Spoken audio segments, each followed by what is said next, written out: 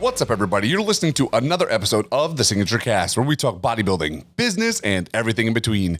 Today in the studio, I am joined by the powerlifting chiropractor himself, Dr. Robert Bello. Dr. B, thank you so much for coming in today. We're going to start off super simple. Why did you get into chiropractic? First and foremost, Will, thank you for the invite. Of course. We've been talking about this for a while, and I'm glad that I have a little bit more substance to talk about today. So, but starting with chiropractic, I mean, honestly, funny as it is, I got into chiropractic because of an injury at a gym. Yeah. I tweaked my neck, went to a great chiropractor. He fixed me up, and we had great conversations over the treatment times, and he thought I would become a great chiropractor. And honestly, without knowing much about chiropractic, I kind of agreed with him. It seemed like it was a really good fit for me. I feel like a lot of chiropractors that I've met, or actually have some friends who became chiropractors, 95% of the time it's that exact scenario. They got help. Yes. And they realized how great it was. And same thing with physical therapists, I've noticed too, is like, wow, I can help all these people. And yeah, interesting enough, like historically, that's been 100% of the way. People have had some sort of miracle help. They had debilitating migraines. Some sort of issue that was, their life was changed by chiropractic. Sure. But it's funny enough, I have more and more chiropractors that we've seen start school, and they had never been adjusted before. Really? Yeah, I actually just had an intern someone who wanted to kind of come in as an intern, was looking to come into school, and he told me he'd never been adjusted before. So I was like, first and foremost, let's get you adjusted. Let's get you treated. And he's a powerlifter.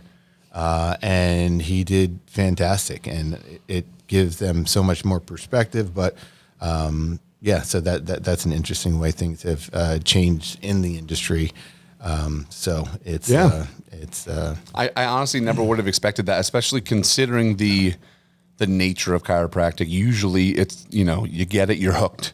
Oh, 100%. So for someone to walk into it just from an outside perspective, I guess that speaks volumes for the awareness that is growing for chiropractic. Of course, and that's the thing. I mean, especially from an athlete. I mean, I don't know how I would perform. I don't know how my athletes would perform without getting, regular treatment, or at least, problem-focused treatment.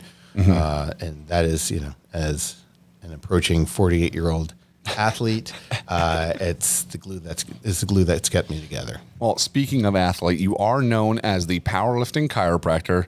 So you were injured in the gym. So what led you eventually back to the gym and into powerlifting? It's funny because it definitely came full circle. I graduated and I started a type of chiropractic that's a specialty with people that have very neurological conditions, facial pain, migraines, disc herniations, that really is not 100%. You see a lot of athletes with. And then as I started to practice like that, it was amazing. I mean, we saw miracle cases that did so well, changed people's lives. But as I got more intense with my athletic endeavors, I realized that I kind of needed more. I needed, as much as my atlas was being taken care of, and I was really very healthy, but my shoulder tendonitis wasn't getting better with that. So that's when I started to incorporate more, more of your soft tissue work, your ART, your Graston, cupping, a lot of rehab exercises, just to kind of help the whole healing process. And more and more and more, that really kind of got me really excited about taking care of athletes because, we know as practitioners, pain comes, it goes. But when we see functional capacity increases, when I see an athlete that's been stuck at a PR for 2 years and we start getting them feeling better and functioning better, and next thing you know, they're hitting PRs that they haven't been able to do in a long time. That is what is gotten me really excited, and hence the birth of powerlifting chiropractor. I love it. That's exactly how we met, actually. I think it was I think it's going on like almost 5 years now. Probably. Something like that. Probably. And, someone was like, oh, yeah, that's Dr. B. He's a powerlifting chiropractor. And I'm like, excuse me, what? And, thankfully I've had almost all wonderful experiences with chiropractors in my life because I had been going to them for many years, since I was a child, actually. But you touched on something I think it's very important for people at home to understand, which is just because you feel decent doesn't mean you couldn't feel better. Doesn't mean you can't perform better. And even with these small, adjustments, they're called, but tweaks and little changes in your physiology. Sure. You can be a better athlete, a better mother, a better father, a better, friend, and going out hiking, just so many things in life. 100%. And to that point, what happens is that people just don't realize that they start feeling and functioning less and less, usually by small increments over time. And then, 5 years go by, 10 years go by, and the next thing you know, well, I just can't do this movement. I can't do that.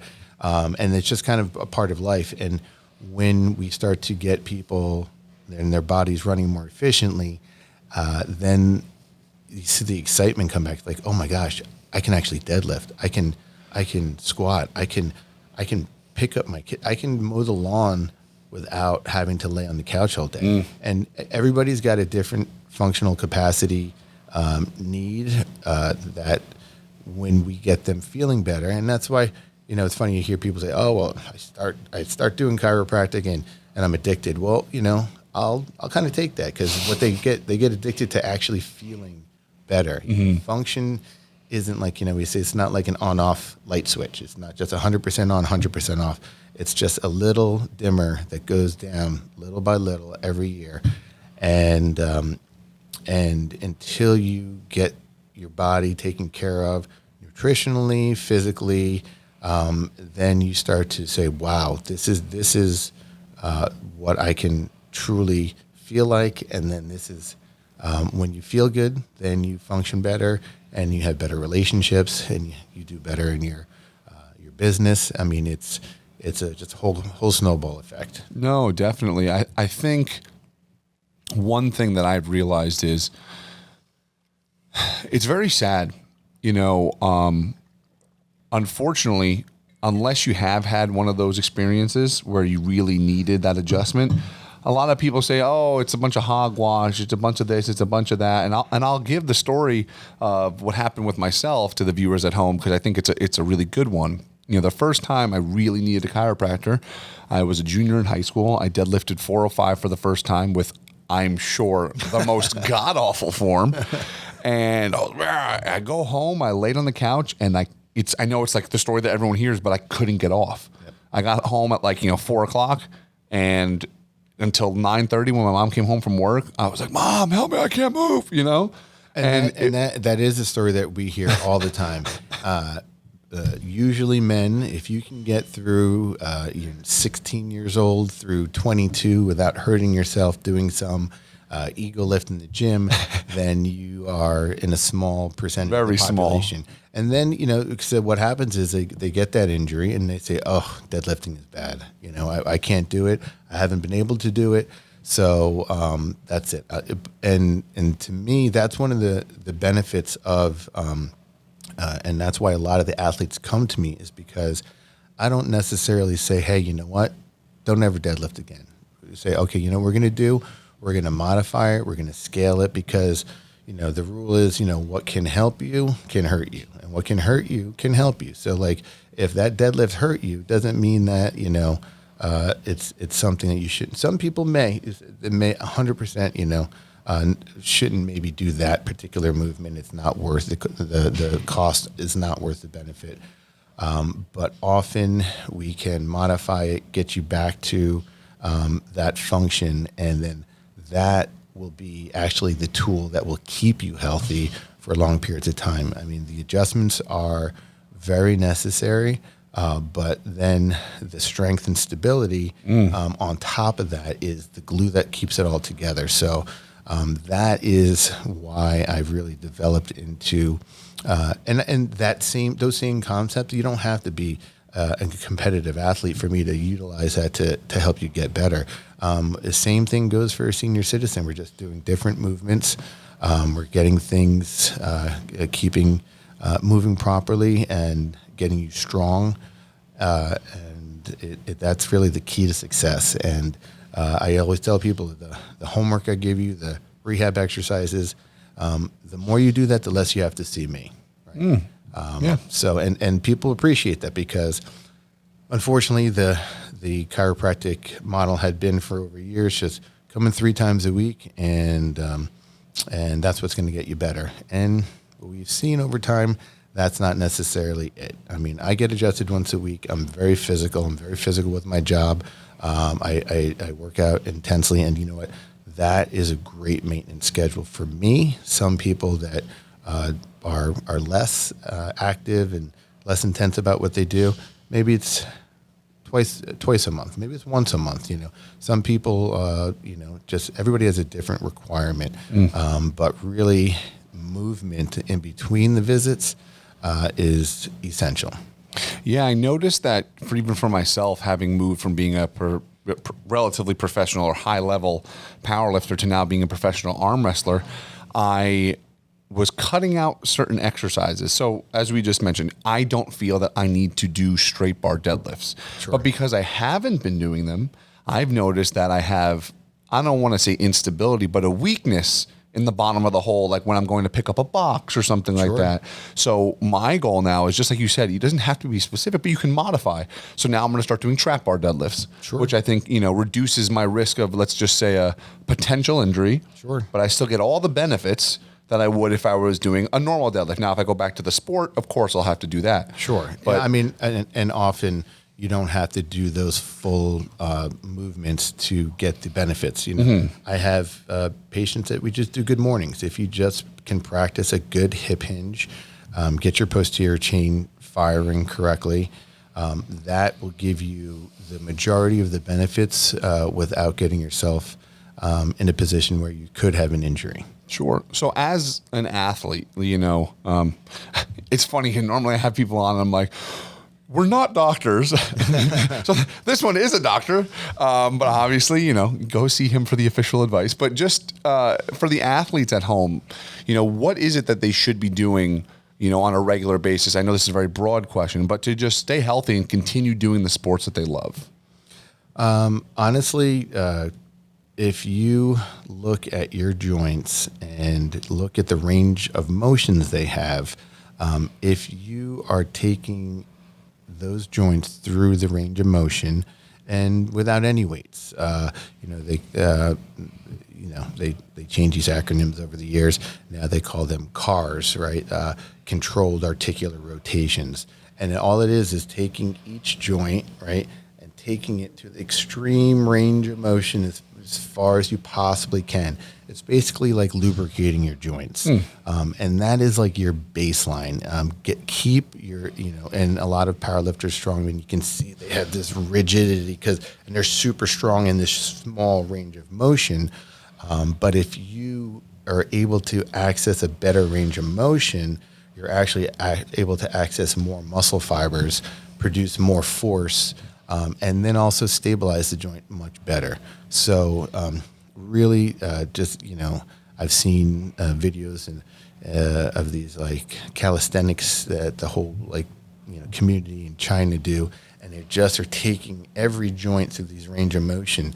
And it's like it's the synovial fluid. It's like the lubrication of the joints you're getting to run through the joint before the day and protect you. So baseline that, and then you can start to add resistance to that. I mean, that's what it all is that everything is progressive. So you start at the baseline, just the movement, and then you can start to add either bands or small weights and gravity, and you can, but as far as taking this machine that we've been given and doing just that would do wonders for a huge amount of the population. So essentially what you're saying is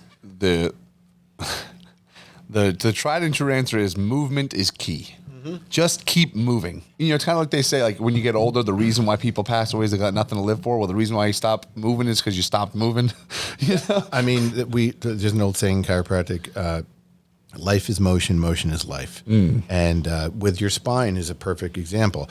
Your spine is 24 movable pieces, right? And the key word is movable.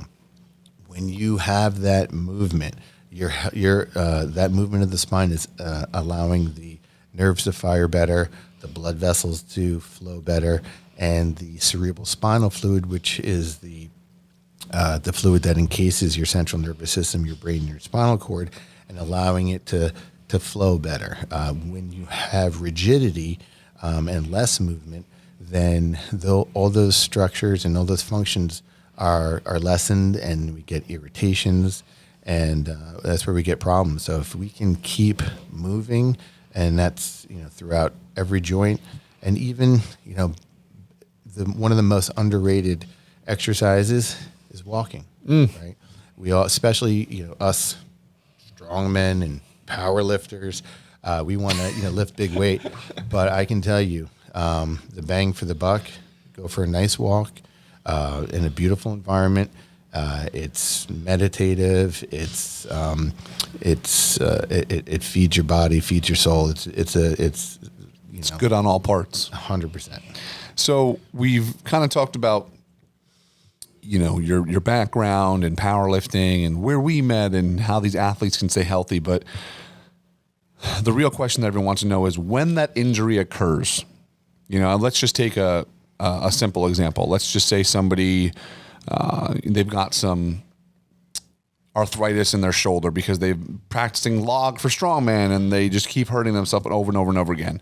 They come to see you. What is the suggestion? Obviously, I know there's a lot of things different with ice and rest and stuff, but we just said movement is key. So, are you using cupping? Are you doing these, methods and adjustments on them and seeing these results?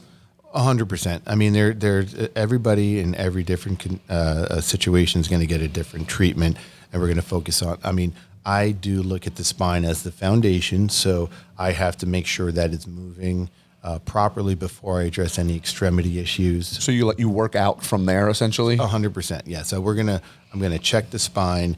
It's if your foundation of your house is crooked, everything that is built upon that will be weak and subject to fault, right? So if you have shoulder issues, if your thoracic spine is not moving well, I can work on that I can work on your shoulder without touching your thoracic spine, but the mechanics of the shoulder will be less than ideal, and you can just continue to injure those tissues just because you don't have good thoracic mobility. So first and foremost, let's get the thoracic spine moving. Let's get the hips moving, the neck moving. And then, a lot of times that'll be less of the focus, and then we'll focus more on, okay, this is your rotator cuff.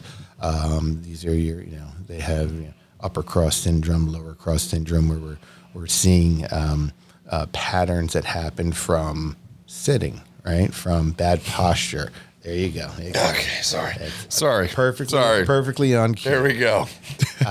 And that's and then the key is because motion and posture, right, and lack of consciousness about that posture has kind of gotten you into this, right? I can release the tissues, but we need to get you moving and holding yourself better. So I can release those tissues, but if you don't work on that posture it's not, you're not going to fix it overnight. You have to be cognizant. The key muscle to get people working is the brain, right? For them to remember, hey, you know what?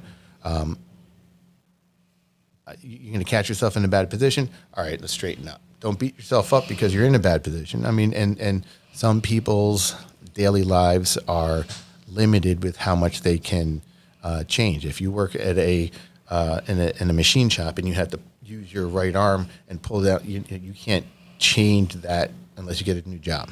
Right? Yeah. And that's the same thing that goes with sitting and certain things that you do at your jobs that could be injurious.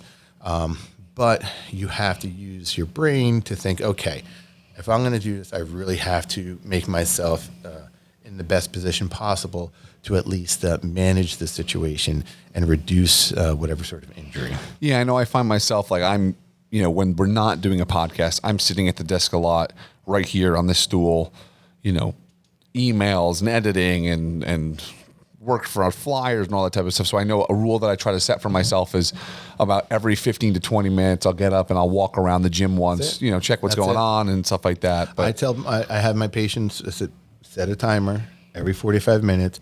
And that's what happens is that when you are in a stuck position, like sitting, right, your hip flexors are shortened, your posterior chain is lengthened. Your body after an hour or 2 hours says, okay, our brain, which is the big boss, right, is telling us this is the position we want to be in. So my body's going to start to lay down some adhesions and adapt to it and adapt to that position. So we're like, okay, you want shortened hip flexors, so we're going to give you short. We're going to work hard to keep you. Same thing when people have the neck forward position. People come and say, oh, well, I have this hump that's forming. Well, this is a 10 to 15 pound weight your head, right? And if it's forward, it is now putting a lot of stress in the back, right? If I'm in a good postural position, this 10 to 15 pound weight will be supported by a very strong bony spine, and the muscles have to do much less work. It's like holding a bowling ball here. If I hold it here, it doesn't feel that heavy. As soon as I start to move it out, so with physics, every inch you move forward, that weight now is doubled effectively. And now that weight is bearing stress on specific area, which is that lower cervical spine, upper thoracic spine. And again, the body says, okay, if you're going to hold us in this position, we're going to assist you. So we're going to actually start to lay down soft tissue, and you will actually start to grow that kind of soft tissue hump there.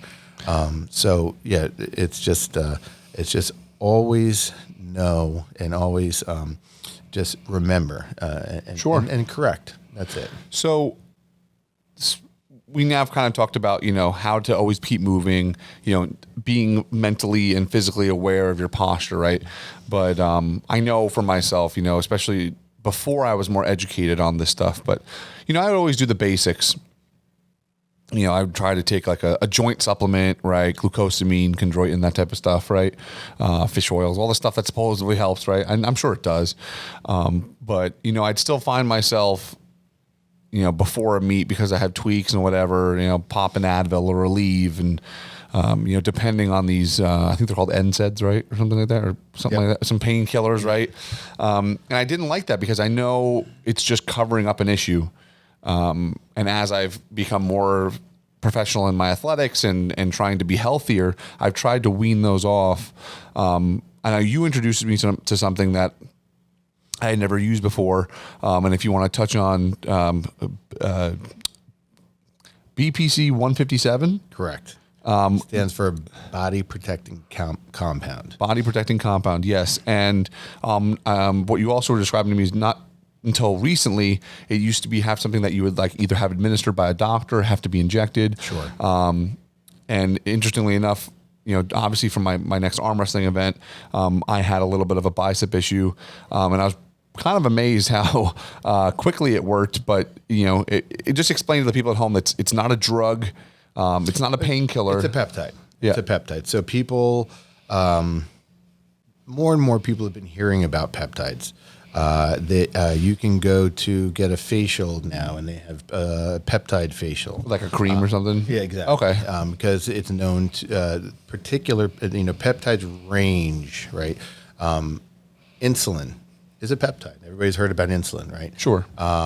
Human growth hormone is something that we produce. That's also a peptide. Body protecting compound BPC-157 is a peptide that is naturally occurring in our gut. And what it does is it helps to protect the lining of the gut from the strong acid. And it helps to rebuild the mucosal lining. As well, it's known that it is effective at healing tendons, ligaments, bone. In general, it's very anti-inflammatory. It is, so in general, it really is pretty wild. It helps so many different things. I usually kind of focus with my patients on the tendons, ligaments, bones, anti-inflammatory effect, and sometimes the gut. There is research showing that it is protective of the liver against toxins, for all you drinkers out there, as well as neuroprotective.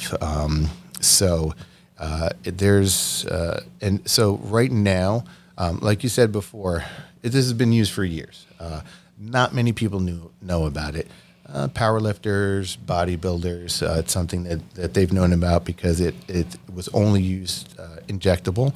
You can get it from a medical provider, and it's something that you would have to administer twice a day, and the effects of the wound healing time is unreal on how quickly things actually get better.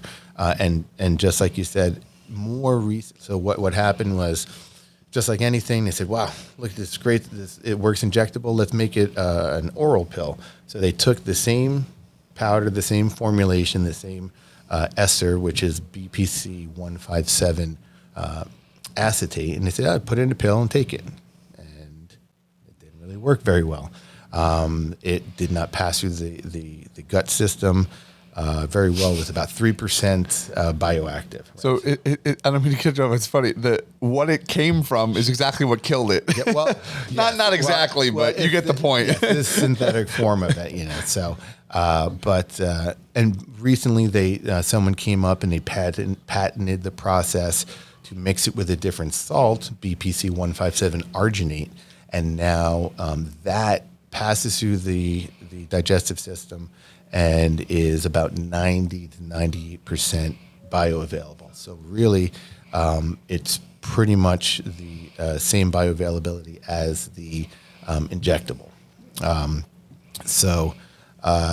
This is something that I've used in the past, and it's helped me greatly. But obviously, as a chiropractor, I don't have the scope of practice to talk about, to prescribe something that is injectable, right? So nothing that I was able to talk to my patients about.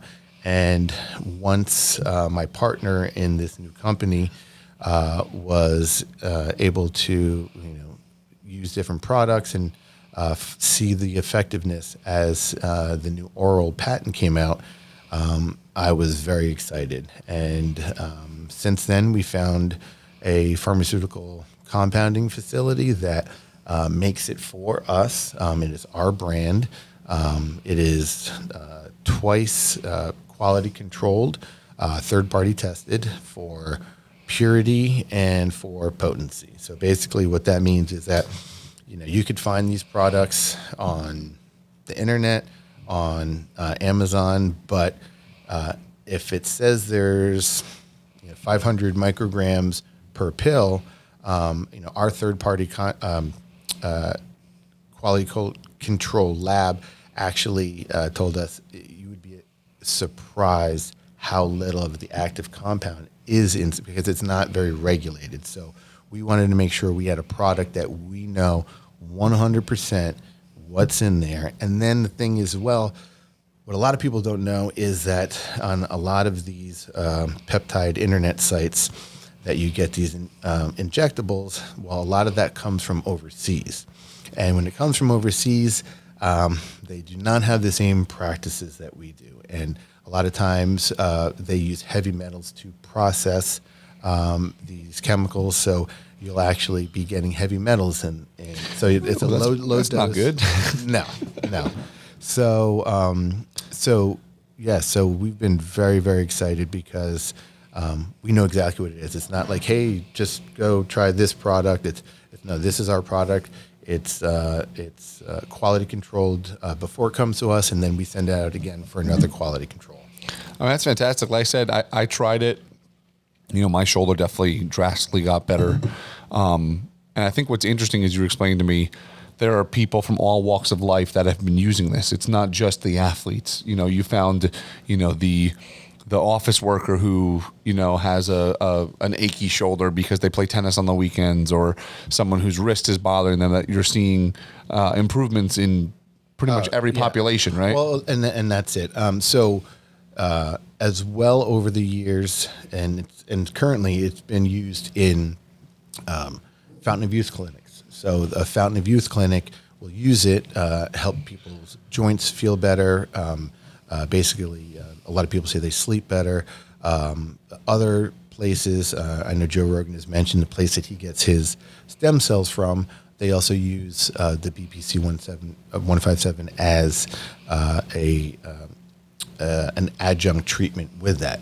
So now I've been able to bring this to my patient population, and the results have been staggering. I mean, I have had multiple people who were supposed to have surgeries canceled, right?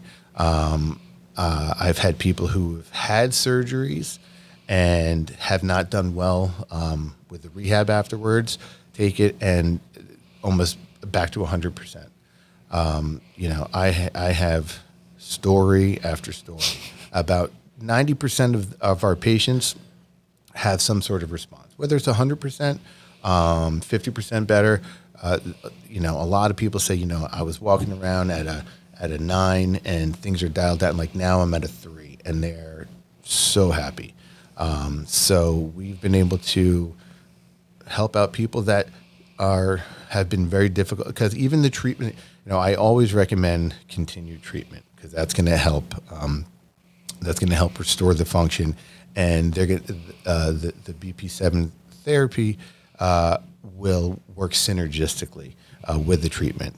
So we've had people that have had lingering issues that we've sent them to a physical therapist. We've done our treatment. They've done the acupuncture, and it's still one of the big things about this peptide is that it's very anti-inflammatory, and it helps to build new blood vessels, right? So sometimes people have pain that's just from inflammation, and I've about 10% of the patients that have taken it, we've seen within the first couple of days, they're like, "Doc, my whole body feels better."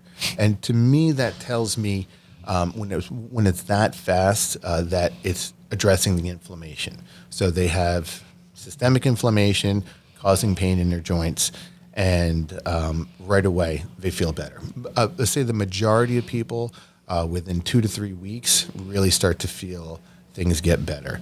I have a guy who had a really bad herniation in his low back. He had done PT, he'd done 2 epidurals, he'd done stem cells.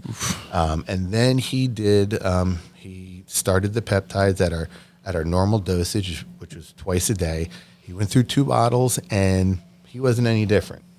And then we took it to the next level, and we said, all right, let's up the dosage. He went to 4 pills a day, and within 3 weeks, he was PRing his deadlift. I mean, wow. He had been through everything. And now, almost every day, Big Ray will message me with somebody else on this. They need the peptides. They need this. He's like my unofficial salesman. And because he was giving up hope. Mm-hmm. So it's crazy. I mean, it's scary to think that something that was so available for so long, but now is finally easily consumable. Well, that's the big difference, is that, even people that I know that don't mind doing the shot, you have to, because BPC, one of the reasons it's so safe is it's got a short half-life. Right, so that means when you take it in your system, it lasts about 4 to 5 hours, and then you metabolize it out, so it doesn't linger around to cause any bad effects. But to then get the full power of the healing, you had to then take it twice a day. So then these people are having to do 2 shots a day, and I don't know anybody that's happy to do that. Sure, exactly. So, so now the different mode of transmission is open. I mean, I have a patient who who came to me who has terrible. Every once in a while he gets these terrible mouth sores. His tongue goes smooth. He loses the papillae in his tongue, and couldn't figure out why. And he's like, you know what? He saw I posted something. He's like, could it work? And I said, you know what? Give it a shot. Let's give it a shot. One bottle later, totally better. And really? I was just as surprised as he was, but I mean, if you think about it, it's found in the mucosal lining of the gut, so it works on mucosal linings, which is your mouth. Sure. And then and this is exactly why a perfect example why I don't have like a website just to sell bottles. I want people to contact me because we can go through your case and we can start to pick it apart and figure out what's the bit. First of all, if you're a candidate for it, right?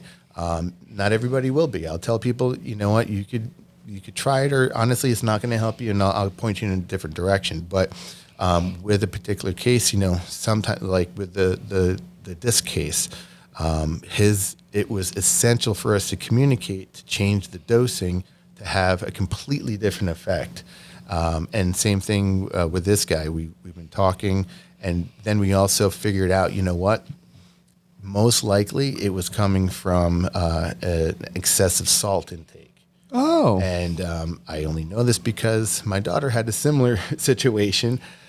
She takes a lot of salt, takes a lot of soy sauce on her rice, and she started getting a smooth tongue.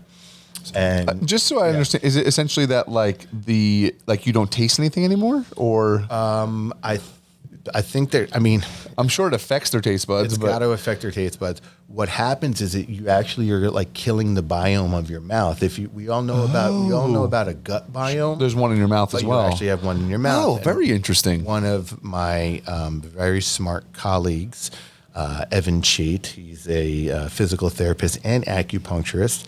Highly recommend him. But he was, when I have a tough case, I'll break bread with him a little bit, and he was telling me that instead of just taking a probiotic, actually taking a specific type of probiotic, but actually putting in your mouth and kind of gargling with it because what goes in your gut may not eventually come in your mouth. Sure. So that kind of got me thinking along those terms, and you got to think about excessive salt does kill bacteria. Right, so it's going to kill the good bacteria and the bad bacteria. So again, because we had that dialogue, we were able to not only help him short term, but also change his lifestyle decision to keep that away. So that's why I do direct everybody to my Instagram at Powerlifting Chiropractor. DM me any questions, anytime. I know it's not a very sustainable business model if we do choose to scale this, but right now I've seen the greatest success from conversations, and that's just like in my office. When I sit down and I talk to people, and that's what you learn one of the first days in chiropractic school is you will get 90% of your information about the diagnosis from history and from conversation. Yeah, 100%. I mean, that's how we met, and that's how, our relationship has came to this point. Is I had told you what was wrong, and we worked from there. Yeah, and of course, and we've always kept an open conversation. And if you were, having an issue and doing something, it's not always about driving people into my office. Often, what I take a huge amount of I enjoy a lot is to be able to, I have other specialists that I can point you in the right direction. If I know I have a couple of great surgeons. If we have to have that conversation, I will point you to a guy that I know understands that the people that are coming from me are much more conservative, and they have usually a much more conservative idea for their treatment, if any, right? Yeah, 100%. Doc, thank you so much for coming on to the Signature Cast today. I think this was very informative for the people at home. Remember, it's at Powerlifting Chiropractor or the Powerlifting Chiropractor? No, it's just at Powerlifting Chiropractor. Shoot Dr. B a DM. Get yourself checked out. As we always say, you know, don't just try to diagnose things on yourselves. Find someone who's a professional. He'll take care of you. Ladies and gentlemen, that's another episode of the Signature Cast where we talk bodybuilding, business, and everything in between. Stay strong. We'll see you later. Peace.